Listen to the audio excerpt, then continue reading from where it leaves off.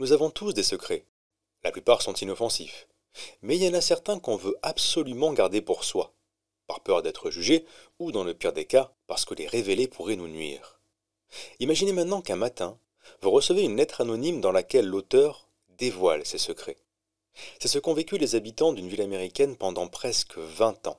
Entre 1977 et 1994, quelqu'un a envoyé des milliers de lettres remplies d'accusations graves et de menaces à presque tout le monde. Suivez-moi dans la fascinante histoire des lettres empoisonnées de Circleville. Maintenant installez-vous confortablement, vous écoutez Elessar.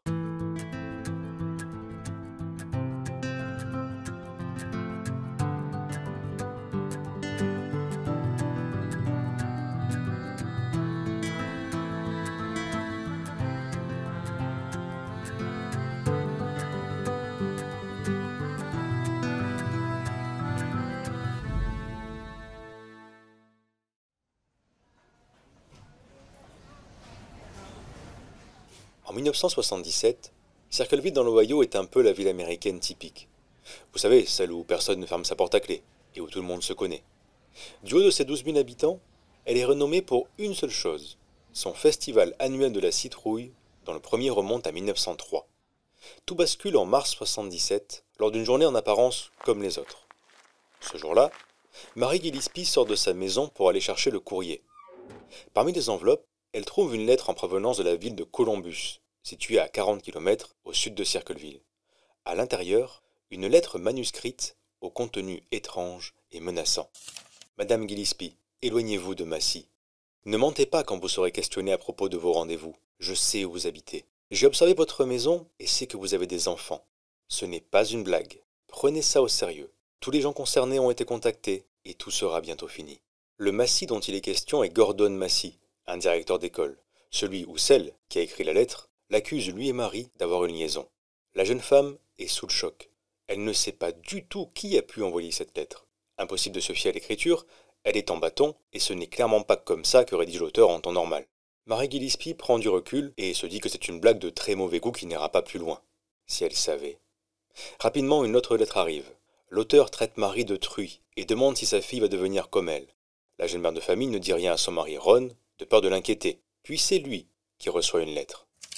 Monsieur Gillespie, votre femme fréquente Gordon Massy. Vous devriez les prendre sur le fait et les tuer tous les deux. Ils ne méritent pas de vivre. Marie ne peut plus nier désormais. Elle jure qu'elle n'a pas de liaison et avoue qu'elle a déjà reçu plusieurs courriers anonymes. 2 semaines plus tard, l'un d'eux s'adresse à Ron. Gillespie, tu as eu 2 semaines et tu n'as rien fait. Tu es un porc. Fais-lui avouer la vérité et informe le conseil de l'école. Sinon, je le dirai à la radio, sur des affiches, des panneaux, jusqu'à ce que la vérité éclate. Bonne chasse dans ton camion rouge et blanc sur le chemin du travail. J'ai suivi Massy pendant des semaines depuis cet été et l'ai vu retrouver ta femme plusieurs fois. L'anonyme écrit aussi au vice-principal de l'école où travaille Gordon Massy, l'amant supposé de Marie Gillespie. Cette fois-ci, le texte contient une information que peu de personnes peuvent connaître. Je vous enverrai une preuve concernant la conductrice numéro 62917. Elle a un enfant dans cette école maintenant. Je le prouverai bientôt. J'attends que Massy soit licencié. Je dis la vérité, vous verrez. 62917. C'est le numéro de conducteur de bus de Marie Gillespie. Comment l'auteur peut-il savoir ça? La jeune femme n'en a aucune idée. Gordon Massy reçoit également des lettres, et elles prennent une tournure très inquiétante. L'expéditeur menace de crever les pneus ou de couper les freins de la voiture de Massy s'il ne met pas fin à sa liaison avec Marie. Comme rien ne se passe, les courriers changent de ton et commencent à parler de Tracy, la fille de Ron et Marie Gillespie, âgée de 12 ans. D'après l'auteur, Gordon Massy abuserait d'elle. Pire, il la menace de mort. C'est au tour de tes filles de payer pour ce que tu as fait. Je vais venir et mettre une balle dans la tête de cette gamine.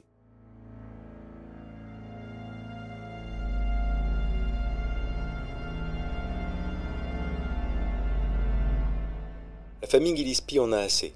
Elle va voir le shérif et lui raconte tout. Il prend l'affaire très au sérieux. Les téléphones sont mis sur écoute, les maisons sont surveillées, et la police travaille avec les services postaux pour tenter de démasquer l'écrivain anonyme. Mais ça ne donne rien. À mesure que le temps passe, l'auteur ne cible plus seulement les Gillespie ou Gordon Massy. D'autres habitants de Circleville reçoivent des lettres révélant leurs soi-disant secrets intimes, toujours en provenance de Columbus, d'après les enveloppes. Comme l'enquête n'avance pas assez vite à leurs yeux, Ron et Marie se tournent vers leur famille, Karen Freischauer, la sœur de Ron, et Paul, son mari. Ils leur montrent toutes les lettres, et demande s'ils ont une idée sur l'identité de l'auteur. Pour les Freischauer, la réponse est évidente. Le coupable s'appelle David Longberry. C'est un collègue de travail de Marie, conducteur de bus comme elle. Tout le monde le sait, il en pince pour la jeune femme et lui a souvent fait des avances systématiquement repoussées. Il pourrait très bien vouloir se venger en écrivant toutes ces lettres. Et surtout, il a accès au numéro de conducteur de Marie mentionné dans un courrier. Paul et Karen décident d'écrire à David Longberry. Ils lui disent qu'ils savent que c'est lui, l'écrivain de Circleville, et qu'il a plutôt intérêt à arrêter. Quelque temps après, les lettres cessent d'arriver, mais elles sont très vite remplacées. Désormais, ce sont des panneaux faits à la main qui apparaissent sur la route qu'emprunte Marie Gillespie avec son bus. Dessus, on trouve les mêmes accusations que dans les courriers, sauf que cette fois, tout le monde peut les voir. Les messages de haine font souvent référence à Tracy, la fille de Marie et Ron, qui s'inquiète pour sa sécurité.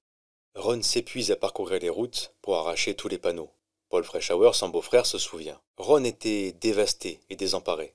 Il n'a pas beaucoup dormi pendant cette période. Il était fou de rage et conduisait pendant 1 heure ou 2 le matin avant d'aller au travail, à la recherche des panneaux.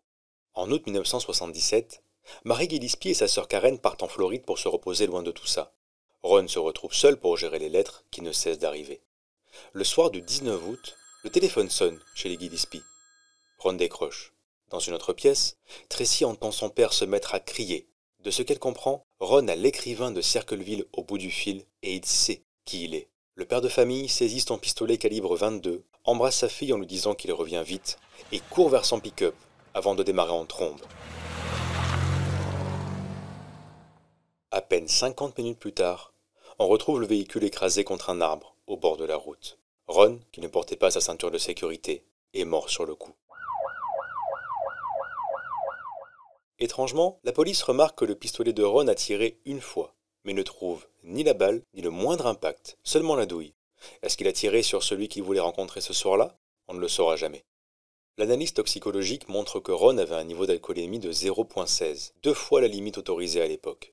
La famille est très étonnée. Ron n'a jamais été un grand buveur. Son entourage est persuadé qu'il s'est passé quelque chose.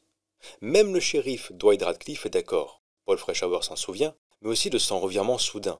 Le shérif était d'accord avec moi pour dire qu'il s'agissait d'un acte criminel. Et lorsque je l'ai recontacté, il a complètement changé d'attitude. Au final, Radcliffe conclut à un tragique accident sous l'emprise de l'alcool.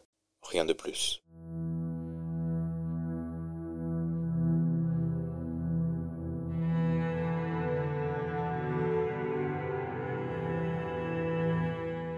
Après la mort de Ron Gillespie, les lettres et les panneaux anonymes continuent à Circleville, et les accusations s'enchaînent. Corruption pour le shérif, abus sexuel sur mineurs pour le médecin légiste de la ville, Ray Carroll, ce qui se révélera vrai, puisque l'homme sera condamné pour ça 10 ans plus tard. Quant à Marie Gillespie, elle finit par avouer qu'elle a bien une liaison avec Gordon Massey, mais qu'elle a commencé après la mort de son mari. Elle se dit qu'être honnête calmerait l'écrivain de Circleville. Raté. Le 7 février 1983, Marie conduit son bus sur son trajet habituel. Au détour d'un virage, elle remarque un panneau sur lequel il est inscrit quelque chose de particulièrement obscène concernant sa fille Tracy. En colère, elle arrête le véhicule et descend pour l'arracher. Mais au moment où elle tend les mains pour le saisir, elle remarque que le panneau est relié à une corde, elle-même rattachée à une boîte en bois. Marie la prend avec elle, et quand elle l'ouvre, une fois rentrée dans sa maison, elle découvre que la boîte contient un pistolet maintenu par du polystyrène. La corde est attachée à la détente de l'arme. Autrement dit, si Marie avait arraché le panneau violemment, elle se serait fait tirer dessus. Une fois la police sur l'affaire, elle constate que l'auteur du piège a tenté d'effacer le numéro de série du pistolet. Sauf qu'il s'y est mal pris, et on retrouve à qui appartient l'arme, un certain Wesley, qui travaille dans une brasserie de bière à Columbus. Interrogé, l'homme explique que c'est bien son arme, à l'origine, mais qu'il l'a vendue à son responsable depuis quelque temps déjà. Et qui est le responsable en question? Paul Freischauer.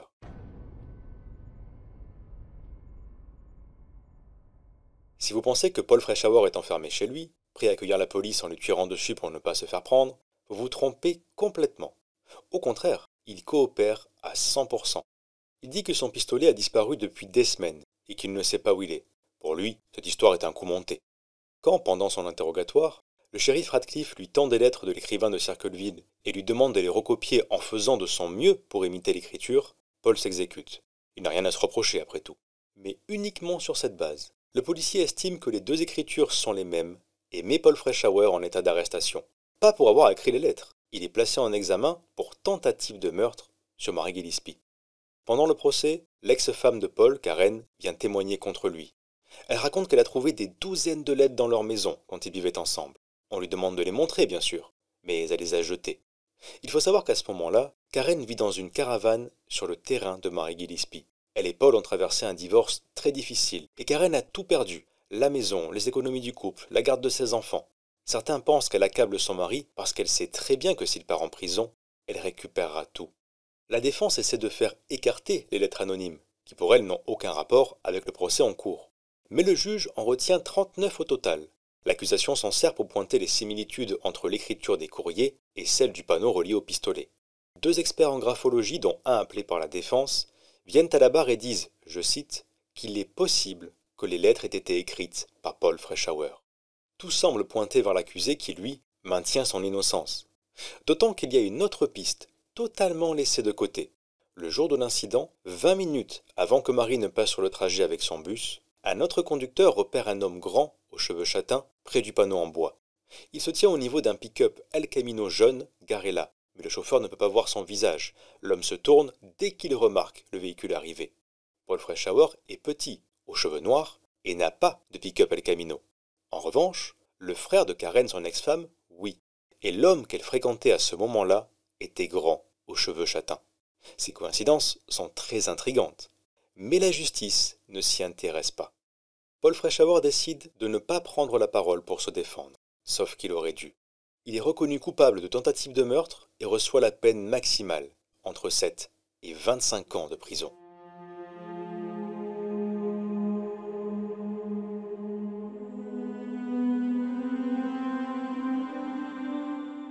Bon, eh bien, puisque l'écrivain de Cerqueville est derrière les barreaux, je vais vous remercier de votre écoute et... Ah, visiblement l'histoire n'est pas finie. Les courriers anonymes continuent d'arriver par centaines. Les autorités ne comprennent plus rien. Au cas où, elles placent Paul Freischauer à l'isolement. Il n'a rien qui lui permet d'écrire. Pas de stylo, de crayon ou de papier. Un gardien le surveille constamment et vérifie qu'il ne fait rien d'anormal. Ça ne fait aucune différence. Et un jour, c'est Paul Freischauer qui reçoit une lettre. Freischauer, quand vas-tu commencer à croire que tu ne sortiras pas d'ici? Je te l'ai dit il y a 2 ans. Quand on leur fait porter le chapeau, ils le portent jusqu'au bout. Personne ne veut te voir dehors. Personne. Malgré ça, le shérif pense toujours que c'est Paul qui est l'auteur. Mais son gardien est formel. C'est totalement impossible. À Cerqueville, les gens commencent à se demander s'ils n'ont pas envoyé un innocent en prison. 2 journalistes d'investigation de l'époque, ayant eux aussi reçu des lettres, se penchent sur l'affaire. Ils sont certains que Paul Freischauer n'a pas pu écrire depuis la prison et doutent de sa culpabilité dans la tentative de meurtre sur Mary Gillespie. Dans une interview à la chaîne CBS, l'un des journalistes, Robert Yoakum, dira « Est-ce que je suis sûr à 100% que Paul n'a rien fait? Non. Mais je peux vous dire que si j'avais été à la place d'un juré, je n'aurais jamais envoyé un homme en prison sur la base de ses preuves bancales. » Pendant ce temps, les lettres continuent d'affluer et certaines sont plongées dans l'arsenic, un poison mortel. Heureusement, personne n'est blessé. Mais si Paul Freischauer n'a rien fait, alors qui? Certains soupçonnent son ex-femme Karen. En plus de lui en vouloir et de chercher à récupérer ses biens perdus lors du divorce, on apprend que Paul pense que c'est son fils Marc qui a volé le revolver. Il n'a rien dit pendant l'enquête ou le procès pour ne pas lui attirer d'ennui.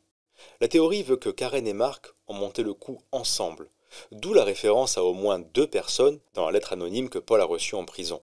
Marc Freischauer s'est longtemps battu avec la dépression avant de se donner la mort en 2002.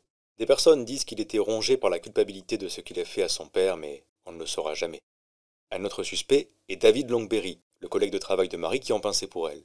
D'après une théorie, il serait l'écrivain de Cerqueville originel. Une fois démasqué par Paul et Karen Freischauer, quelqu'un d'autre aurait profité de l'occasion pour prendre la relève. Longberry quitte la ville en 1999 pour éviter des poursuites dans une affaire d'agression sexuelle sur mineurs. Il se suicide peu de temps après. Enfin, il est possible que l'écrivain mystérieux ne soit aucune de ces personnes, ou même qu'il y en ait plusieurs. Officiellement, l'affaire des lettres empoisonnées de Cerqueville est classée après l'arrestation de Paul Freischauer en 1983. L'homme est sorti de prison en 1994. La même année, l'émission de télé Unsolved Mysteries couvre l'histoire. Avant d'arriver sur place, la production reçoit une lettre anonyme. Oubliez Cerqueville, Ohio. Ne faites rien qui pourrait faire du mal au shérif Radcliffe. Si vous venez dans l'Ohio, vous paierez. Signé l'écrivain de Cerqueville. Malgré la menace, le tournage se fait sans encombre. Karen Freischauer refuse d'être interviewée. des témoins la voient espionner et noter toutes les personnes qui se rendent dans la salle dédiée aux interviews pour l'émission. Finalement, l'épisode est diffusé en 1994 et les courriers anonymes s'arrêtent aussi mystérieusement qu'ils avaient commencé. Depuis, plus personne n'en a reçu.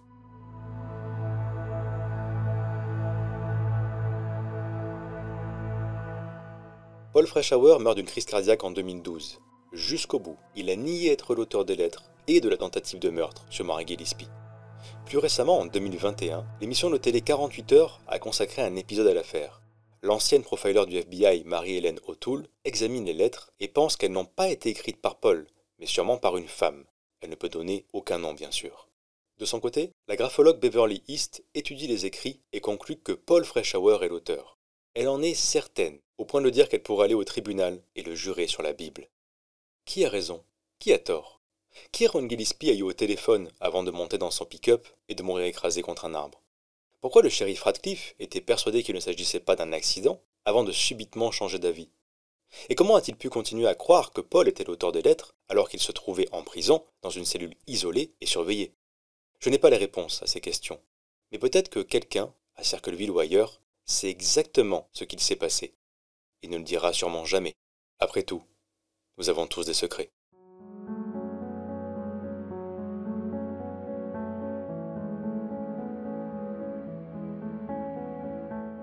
Merci d'avoir écouté cet épisode d'Ele Sahar. Abonnez-vous si ce n'est pas déjà fait pour ne pas manquer les prochains. Et surtout n'hésitez pas à commenter cet épisode et le partager autour de vous. Quant à moi je vous dis à très bientôt pour une nouvelle histoire.